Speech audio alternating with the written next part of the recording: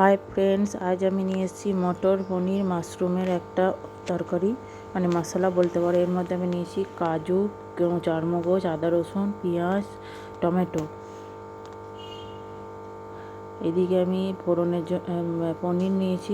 এরপরে ফোড়নের জন্য নিয়েছি জিরে, গোটা গরম মশলা আর তেজপাতা। এটা মাশরুমটাকে আমি ভালো করে নুন জলে ধুয়ে ভেজে নিয়েছি নুন দিয়ে। এবার মটর নিয়েছি, আর এখানে দইয়ের মধ্যে নিয়েছি হলুদ গুঁড়ো, লাল লঙ্কার গুঁড়ো আর কাশ্মীরি লঙ্কার গুঁড়ো। আমি মটরটাকে আলাদা করে একটু সিদ্ধ করে নেবো, দিয়ে পনিরটাকে ভালো করে ভেজে নেবো, মানে ভালো করে না, মোটামুটি ভেজে নেবো। এরপরে ওই কড়াতে তেল দিয়ে ওই চারমগজ, পেঁয়াজ, এগুলো সব একটু ভেজে নেবো। নিয়ে এই দইয়ের ওই মিশ্রণটাকে একটু ভালো করে মিক্স করে এই পনির আর মাশরুমের সাথে মেখে নেবো।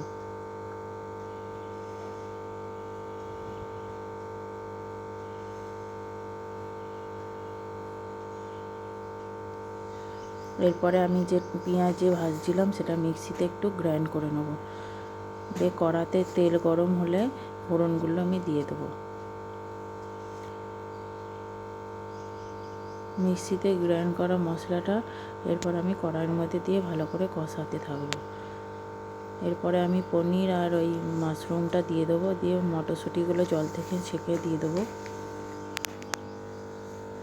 দিয়ে ভালো করে কষাবো। দিয়ে সামান্য ওই যে পনিরের যে জলটা, মটরের যে জলটা ছিল গরম, সেই জলটা আমি দিয়ে দিয়েছি এর মধ্যে। দিয়ে কিছুক্ষণ আমি হতে দেবো। দিয়ে তারপরে নামানোর আগে আমি একটুখানি কাসুরি মেথি দিয়ে দেবো, তাহলেই রেডি হয়ে যাবে মটর পনির মশলা।